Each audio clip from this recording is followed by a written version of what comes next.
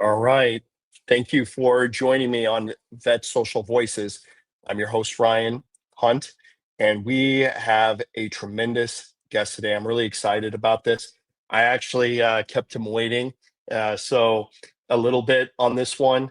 I know this is a recording. You're hearing this on Spotify or iHeart or iTunes or wherever you're listening to this. We do appreciate that you're here.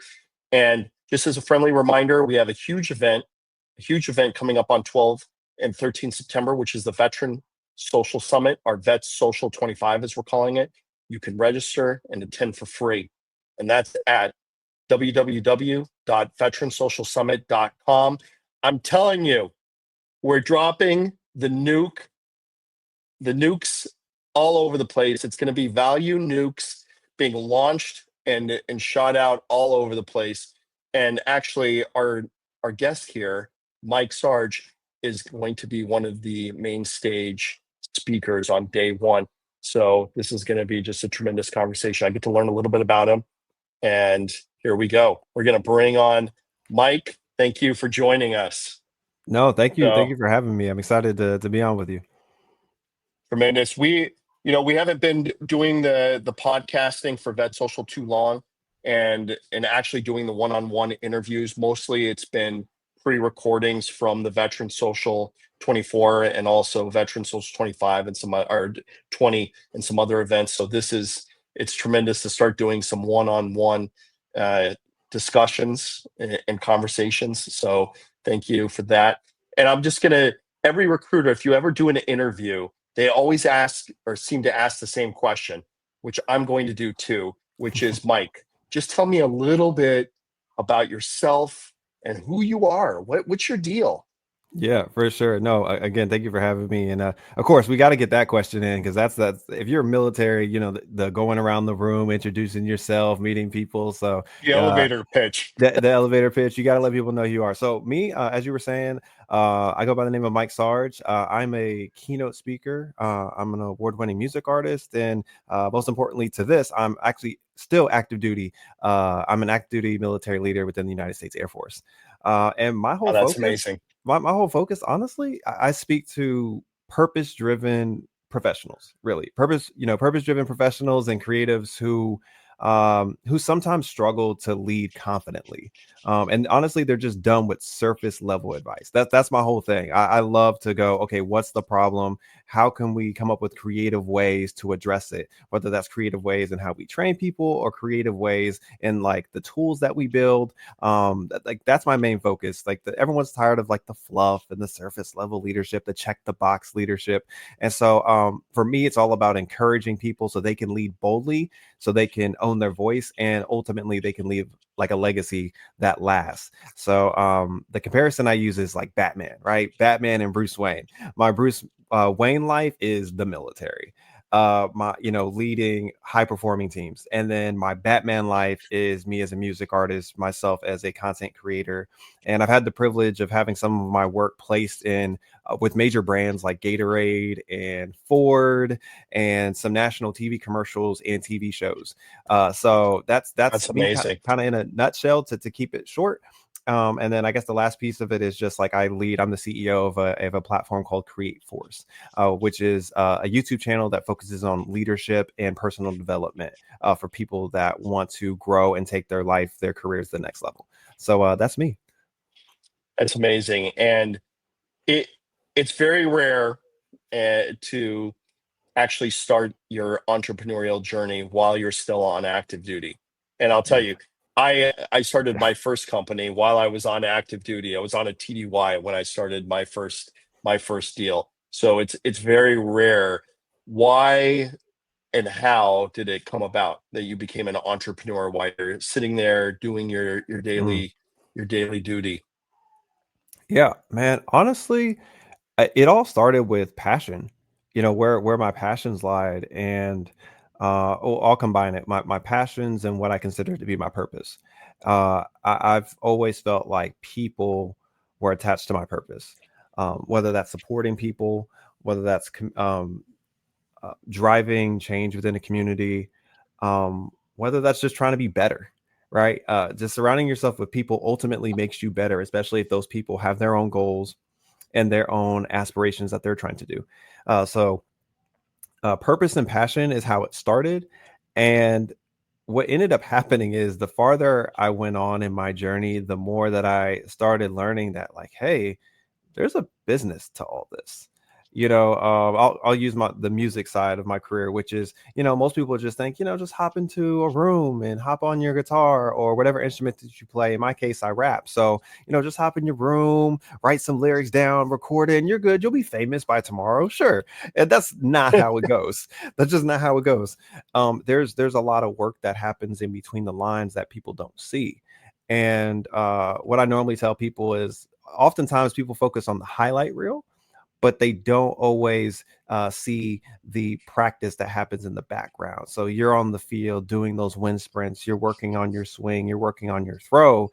And what people end up seeing in the end is the results in the game, how many points you scored, all those other things. So for me, I just hyper focused on the business. I hyper focused on the practice. I hyper focused on the things that could make me better. And it's what took me down a road where people started appreciating that hard work and that journey. And it just opened up opportunities for myself that I never would have thought was possible. That I would have never, if you told me even a decade ago that I would have music in a national commercial, I would have told you you're crazy. Or in a TV show, I would have told you you're crazy. And even from the military side, like, there are things that I've accomplished that, like, if you had told like little E1, E2 me that I'd be able to do that, I'd be like, nah, I'm getting out after my first enlistment, that there's no way I'm doing that. And I'm sitting here at the moment 14 years. So yeah, like, my journey it has just been just a combination of passion and purpose, and it's allowed me to just keep moving and keep going. Oh, that's amazing. And I I will tell you, I'll say two things. The grass is greener on the retired side. However, the grass is always greener, where you tend to the grass. So, Hmm. Hmm. what I mean by that is, stick with it, finish up you're very close. So you want to Yeah. get that retirement, because that's going to help you continue to do what you're doing and being a creative, being an entrepreneur. So it's amazing, and it's rare. A lot of people aren't as privileged as you, Mike, or myself, to be able to find a calling, to find passion in their Mm. life, and to be able to exercise that in at any kind of level. Yeah. So, kudos to you. Yeah. It's definitely important, and I think that's another reason why I was really excited when you applied, and I did some background checking on you and research, and I'm like, you know what? I think Mike, and what he's trying to do, really fits into the whole veteran community, but Hmm. veteran social 25 specifically. Hmm. So, just again, I'm excited. I'm giving you a lot of kudos, not hitting you with the hard questions, but um, it's because you do have. It's exciting to see people that have passion, and that want to go out there and just grow their, not only grow personally, but Hmm. also grow the veteran community, or just grow their communities in general. Yeah, It's so critical. Um, I agree. how do you feel? How do I think where I was going to go with that is, how do you feel about entering this? You're not yet a veteran, but you are. How do you feel about entering the veteran community? And what are some experiences that you've had dealing with? And this is the good, the bad, and the ugly. Mhm. Dealing with other veterans in the community. Oh no, that's a great question. Um, so where I'm at right now in regards to how I feel is probably very similar to what veterans felt when, like, they first were free, right? Which is, what am I doing next? Like, I'm already thinking about, what am I doing next after this, right? And so many of my friends, I'll say at least half of them are veterans. We've had conversations about that, of like kind of the anxiety that kind of builds up, because for so long you almost had like the safety net. And so, that's definitely been something that's been on my mind. What I also say that has been on my mind is how quickly time moves.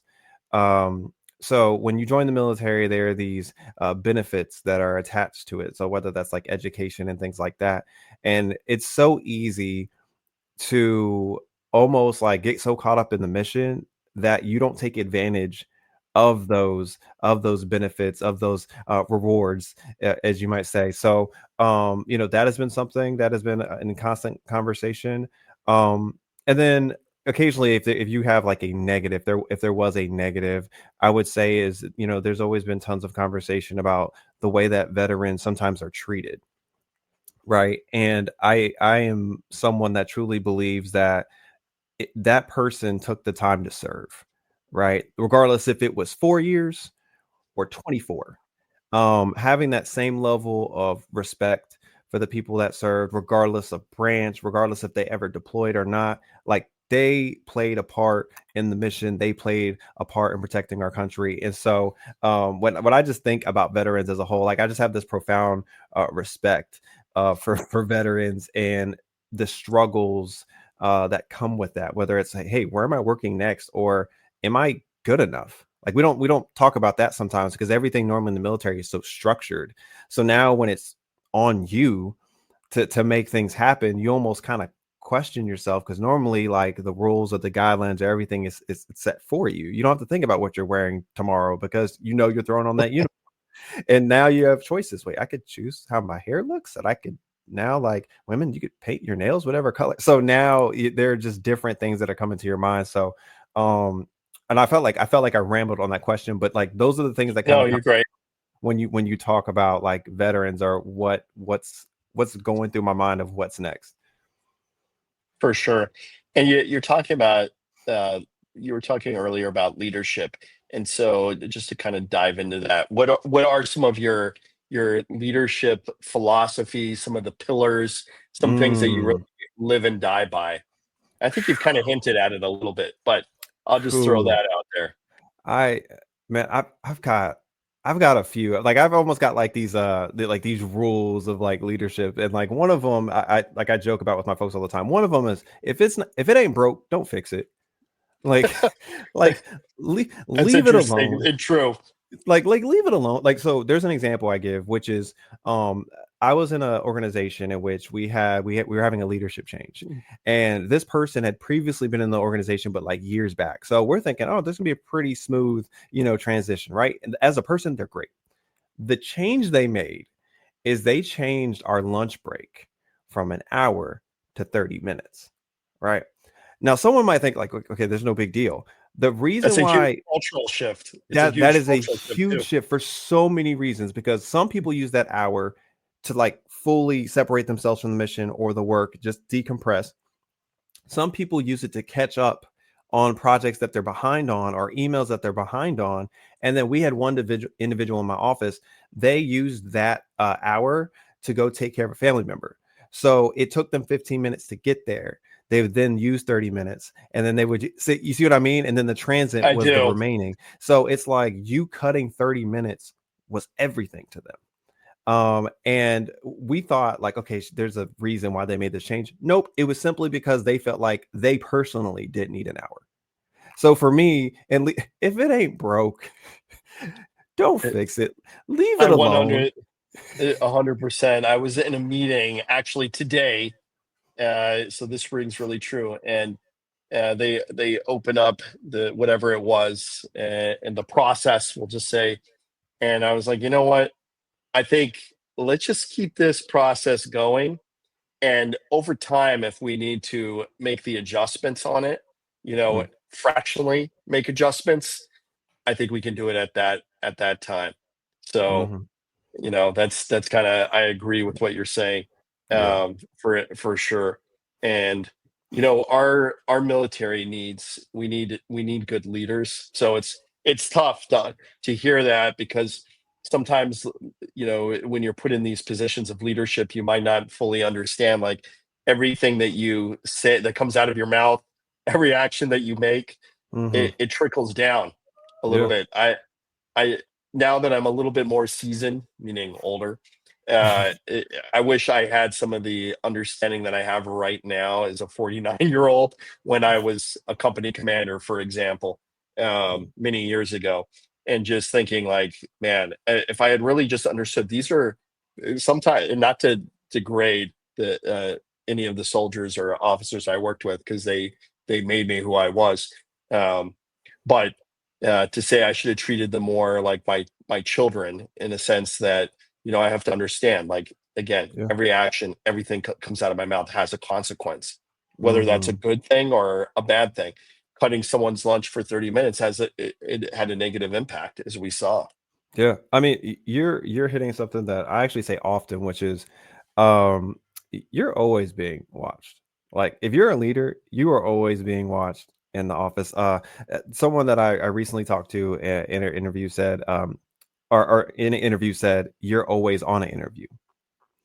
And so, like the comparison I like to That's use is, clever. it's funny that you said kids because that's actually like perfect in this. I always say like to upcoming or aspiring leaders, people under you don't listen to what you say. They don't. They're just like children. They don't listen to what you say. Hey, get off the couch. Stop doing that. Stop yelling. Put that down. Stop hitting him. Stop hitting her. They don't listen to a thing you say. They pay attention to what you do. Yes. They That repeat what you do. You are always being watched. That includes what you do, how you react to stress, who you choose to praise in the office, and what you choose to not address and ignore in the office. They all of those things are being watched. Now, sometimes, like obviously, you're in the moment and you don't realize that you're not addressing something, or sometimes you don't realize, oh man, I keep praising this person, I've kind of ignored, these individuals that like allowed them to be successful. And it's a common thing to do, like we're human beings, but it's about being mindful, being transparent, and having genuine conversations with people, especially that are within your circle and your leadership team. You have to have someone in that circle that's able to go, hey, Mike, hey, Sarge, um I know you think that landed in this meeting. It didn't. It didn't. We understand what you meant. This is how it was taken, right? And so like we're always being watched. And if you knew that, if people knew that, hey, like you're always under the microscope, I think that it would allow us, or kind of force us, to be more intentional about not only how we come into a room, but also be more intentional about getting that feedback about, hey, you were in the meeting, you were kind of quiet. Why is that? Like, what did you notice? What did you see? And those are the type of things that I think are important. Yeah, and just to piggyback off of what you're saying, uh, feedback after action review. I don't know if they say that in the Air Force, but it's Yeah. the feedback loop. Yep. It's so critical.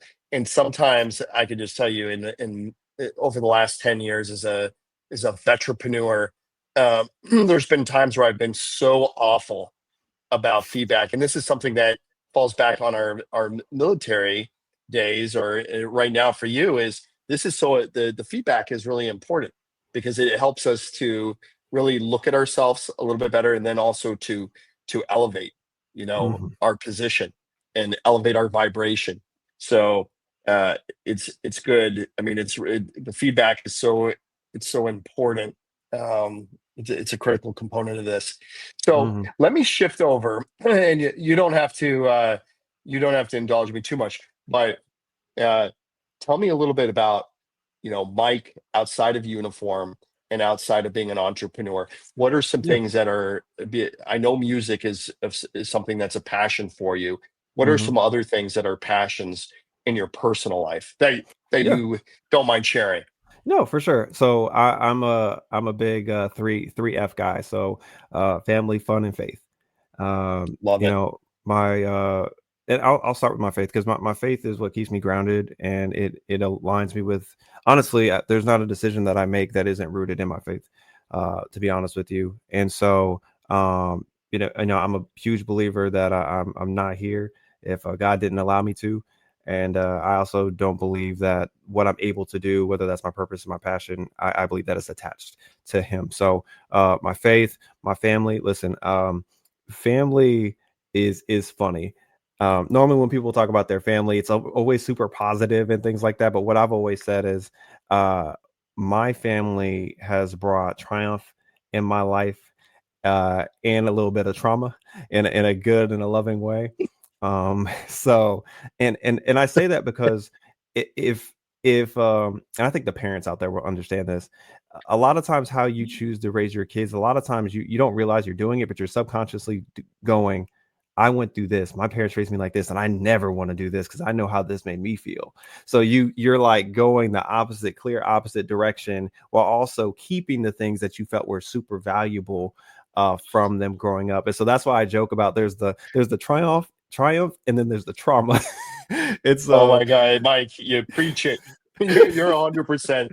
That resonates with me for sure as a parent of three kids. So, yeah. um, yeah, And that then is so fun. true.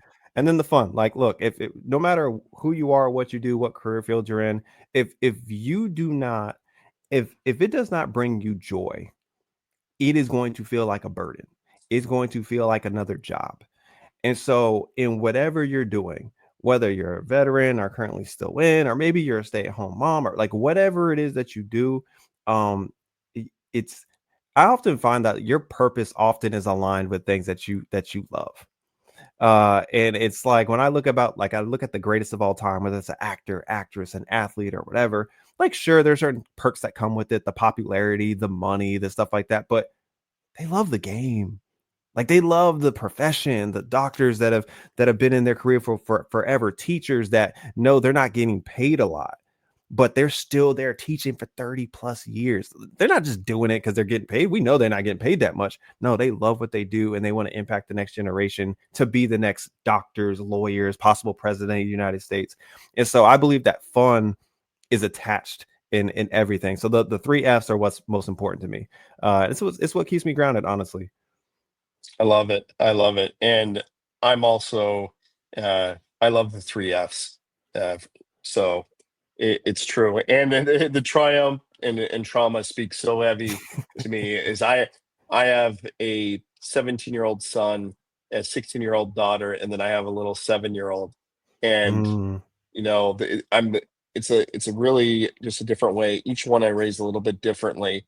I'm really a free range parent, but to say what you were saying, I do refer back. I'm like, is it me that's from my childhood bringing this into the conversation, or hmm is it something else?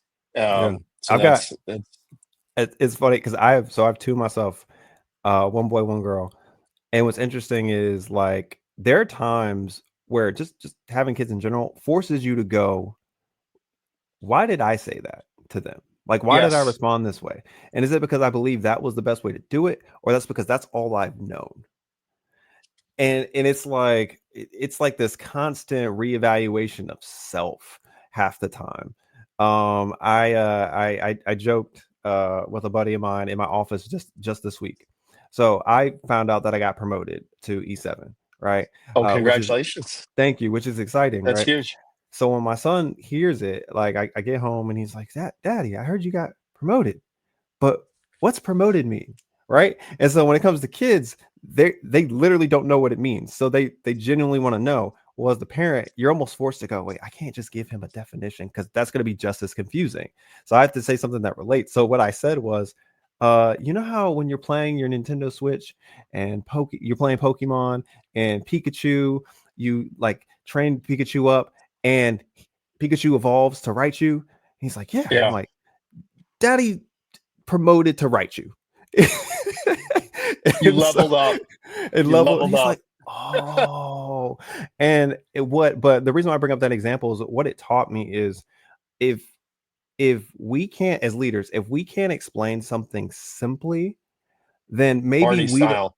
yes, maybe we don't know the topic or the subject or the mission as well as we think that we do. Like if someone asks for help and we instantly get frustrated and we repeat it to them three straight times the same way three straight times and they're just not getting it and we get frustrated, I'd argue the problem isn't them. It might be Yeah. us. And so like that's why like I think it's so beautiful sometimes, like just being a parent, when I joke about the triumph and the trauma, because sometimes like the trauma can bring a life lesson Yeah. attached to it. And so like it's just it's great. It's great. And you're a smart cookie for sure.